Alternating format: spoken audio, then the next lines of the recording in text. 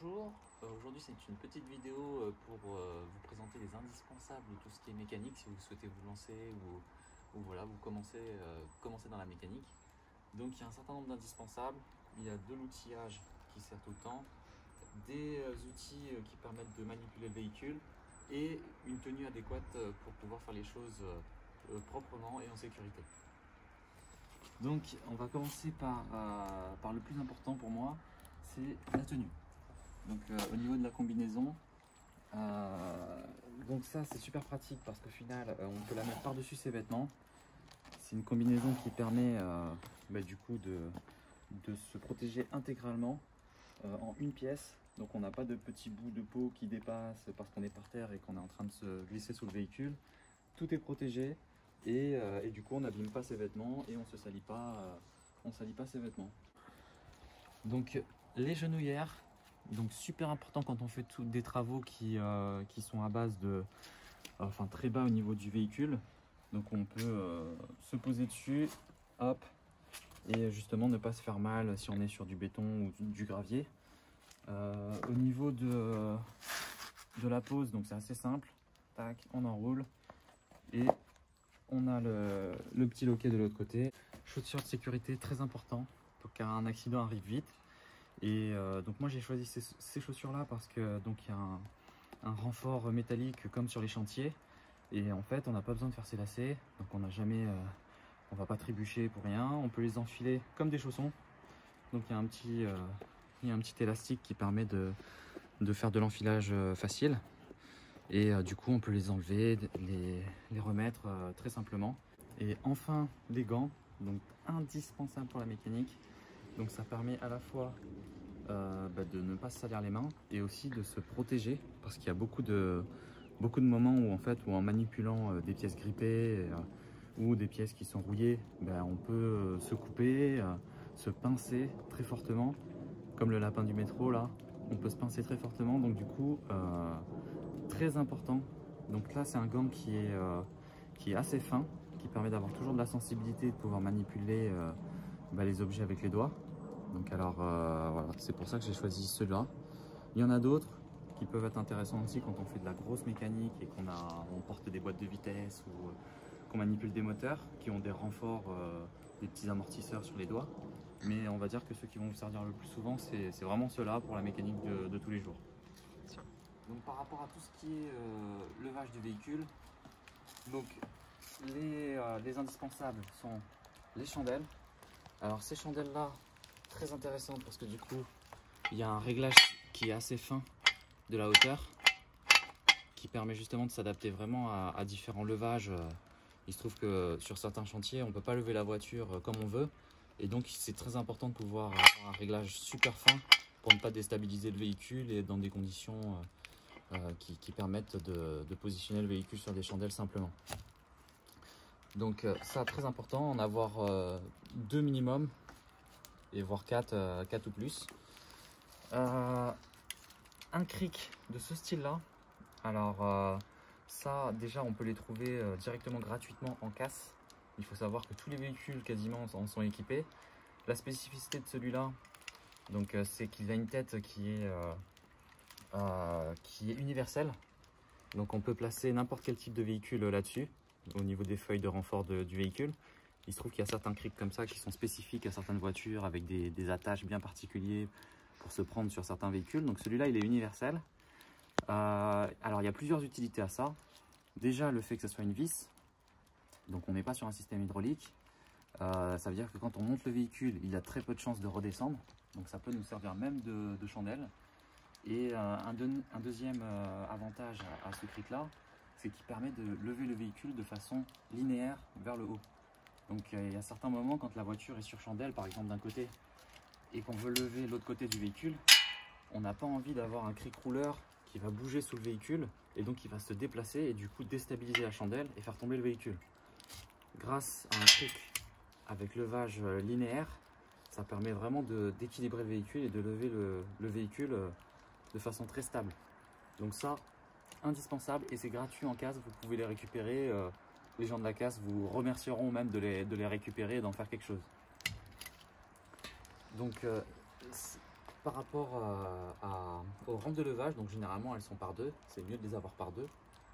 Super intéressant quand on doit faire les mécaniques de base et les entretiens de base sur les véhicules, tout ce qui est vidange, check du dessous du véhicule.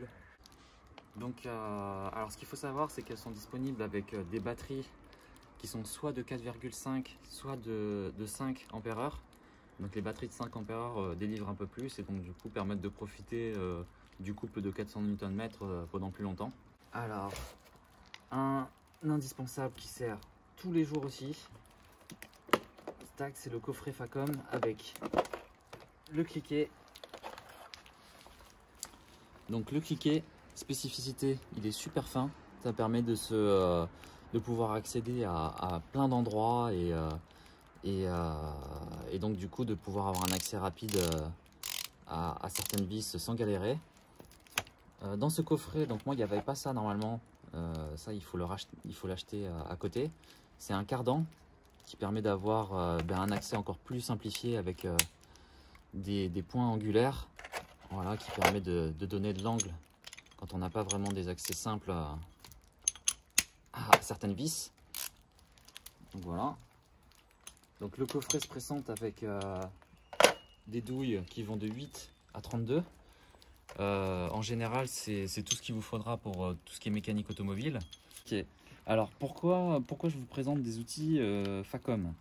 Alors il se trouve que c'est assez cher, donc dans un premier temps c'est un investissement, mais auquel cas en fait c'est un investissement qui va être rentable dans le temps, parce qu'avec ça vous allez moins abîmer les écrous que vous allez démonter et même vous allez gagner énormément de temps, car c'est des outils qui sont vraiment calibrés au millimètre, qui permettent d'avoir un jeu minimal sur l'ensemble des écrous et qui s'adaptent parfaitement. Donc les déformations que vous allez générer sur les boulons et sur les vis qui sont un peu rouillées et sur tous les points d'accès seront minimes.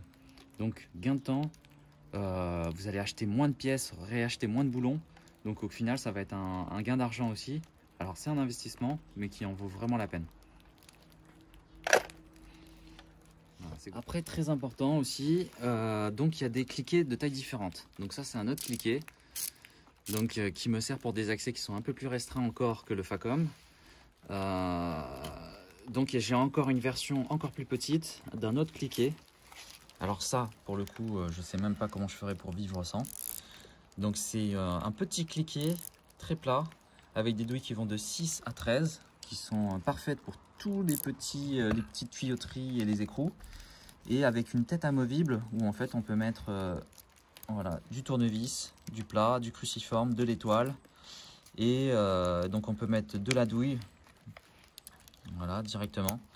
Accès super court qui permet d'accéder à un peu tout ce qui peut être caché, les écrous de collecteur, bon, et du coup qui garde le côté cliqué, où derrière on peut, alors comment ça se passe pour le cliquer, voilà, on met ça là-dedans, tac, et là maintenant on peut mettre des douilles, tac, et du coup on peut l'utiliser comme un cliquet. Qui sont un peu compliqués.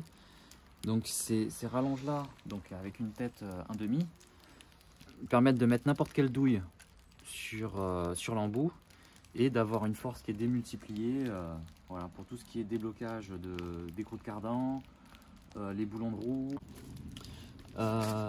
Donc ensuite on aura toujours besoin de petits maillets pour pas abîmer certaines pièces et voilà, les débloquer en frappant, comme de petits marteaux, voire de gros, parce qu'il y a toujours des pièces qui se débloquent en frappant très fort dessus. Donc très important d'avoir quelques marteaux en tout cas. Au niveau de l'outillage, clé à molette, parce qu'on voilà, on n'a pas forcément tout le temps tous les outils disponibles sur la main. Donc ça, très pratique d'embarquer ça dans la voiture.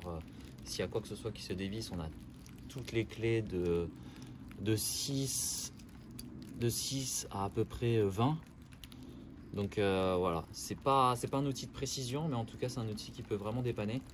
Donc je vous invite à en avoir, que ce soit des petites voire des plus grosses. Les tournevis, donc indispensables pour faire leur travail de tournevis, voire même pour bloquer certaines pièces, les étriers, les disques de frein. Donc voilà, ça permet de faire beaucoup plus que l'utilisation tournevis auquel ils étaient dédiés. Donc après pareil, les clés à œil Facom, donc il m'en manque une, je vais devoir m'en racheter une, mais auquel cas la spécificité de ces clés, donc c'est qu'il y a une tête à œil en cliquet et en plus de ça angulaire.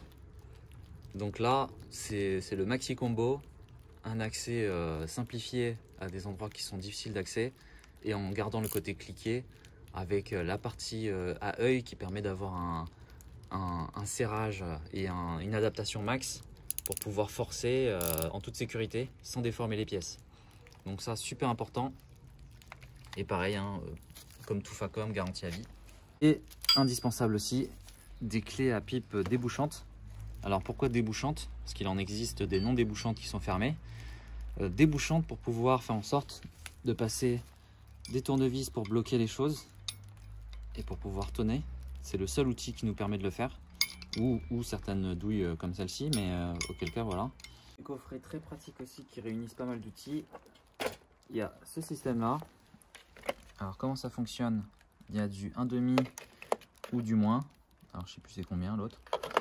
Et auquel cas on emboîte en fait la tête qu'on veut directement dans l'empreinte et ça nous permet d'avoir un outil en 1,5 qui s'utilise avec n'importe quel cliquet et qui du coup donc là c'est des embouts ZXN, mais on peut avoir les embouts Torx ou des embouts Allen. Donc ça très pratique. Je dirais le seul inconvénient c'est que du coup en termes d'accessibilité, en termes de finesse, ils sont beaucoup plus épais que des outils de ce style là en L, qui eux ont leur place beaucoup plus simplement et facilement. Voilà, en termes d'accès, voilà, beaucoup plus fin. Et donc la dernière chose que je vais vous présenter, c'est quelque chose je pense qu'on a tous dans son garage, mais du coup qui nous sert pas forcément ou qu'on n'y pense pas. C'est les petits Cirflex comme ça. Alors je sais que c'est un autre nom, je sais plus c'est quoi. Donc, mais auquel cas, voilà, c'est des petits colliers qui permettent de réparer un peu tout, voire même de nous aider à maintenir des pièces. Donc moi je m'en sers par exemple pour les étriers. Merde. Bon, je l'ai niqué. Mais auquel cas, voilà, je m'en sers pour les étriers. Quand je démonte les étriers, je les maintiens. Pas la même chose. Ouais, je les maintiens à la jambe de force ou aux amortisseurs avec des petits Cirflex que j'emboîte comme ça. Hop, donc ça permet de faire vraiment des assistants de mécanique super pratiques. Voilà, réglables en termes de maintien. Donc ouais, très pratique et à avoir absolument avec soi. Voilà. Alors en termes de... Alors là c'est plus un outil pour faire des choses professionnelles, ça s'appelle une clé dynamométrique. Et donc à quoi ça sert en fait? Sur toutes les revues techniques automobiles, lorsqu'on doit faire des serrages, il y a des valeurs de serrage à respecter. Donc la clé dynamométrique, elle vous permet de respecter ces valeurs-là et de faire en sorte que les serrages soient adaptés à votre véhicule. Donc très important pour ne pas serrer des choses trop fortes qui détérioreraient le mécanisme. Donc voilà, on a un petit système de mesure et de réglage qui se fait en bas. Et derrière, on peut régler la clé pour faire un petit clic au moment où cette force est atteinte. Donc ça permet vraiment de savoir voilà, à quel niveau de serrage on est. Bon, c'est tout. Hein. Et ça allez. Et la dernière.